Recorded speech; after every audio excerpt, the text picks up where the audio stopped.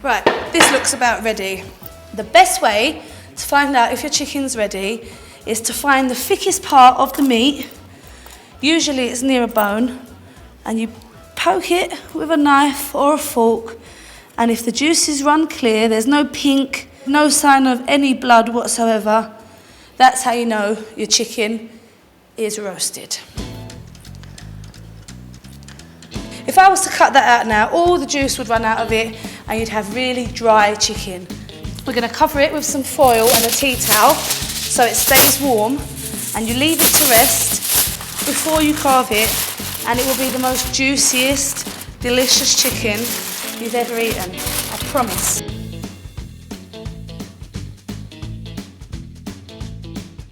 This, along with our stock that we've been creating, is going to make a special gravy. I'm going to put a stock cube in this pot with all the vegetable trimmings. It gives it a little bit extra flavour. We're going to put this roasting tray on a medium heat. Don't worry if it looks a little bit burnt around the edges, it's all flavour. I'm just going to mash it all in and start mixing it around. These vegetables have all soaked up the flavour of the chicken. The chicken soaked up the flavour of the vegetables, and the gravy is going to take the flavour of the chicken and the vegetables, so it's win-win all round. I like a nice thick gravy, and so do my family. So I'm going to put a tablespoon of flour.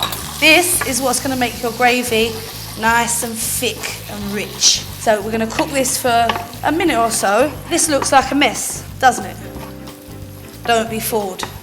This is going to be the bestest gravy you've ever had. Now, straight in with the stock. Don't worry about draining it, straining it, none of that. Don't worry. It's starting to thicken up already, look at that. This is what it's all about. For me, you can't have a roast dinner without good gravy. I know you're probably thinking, what's this mad woman on about? It's gravy. All gravy's the same. No.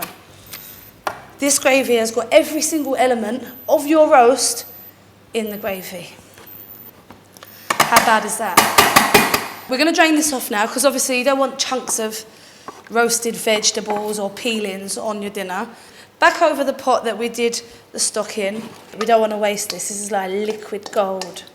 Now we need to leave this simmering on a nice low heat until we're ready to serve. Let's have a look at these carrots.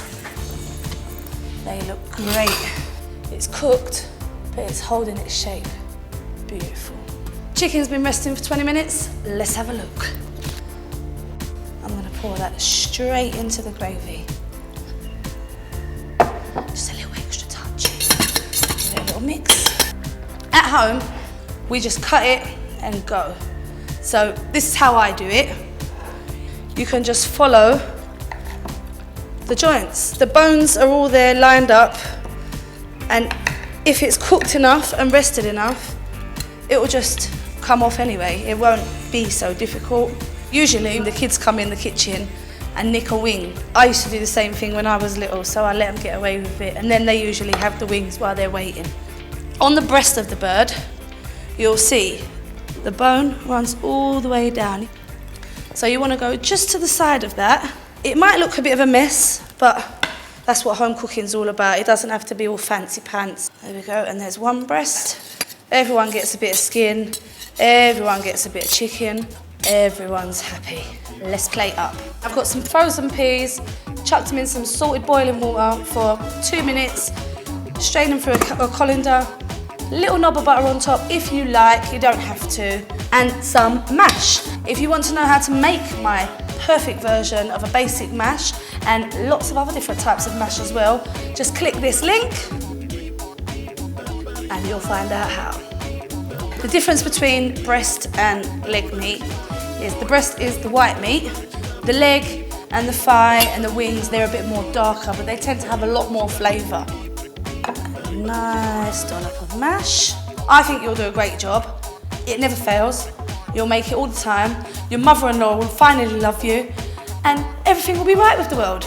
And there you go. Well done. Your first roast dinner.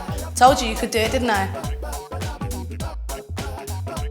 If you like this chicken recipe, check out my mate Aaron. You'll love him. He was a trainee at 15 years ago, like I was. He's done some amazing street food recipes using chicken. Click this link and subscribe now.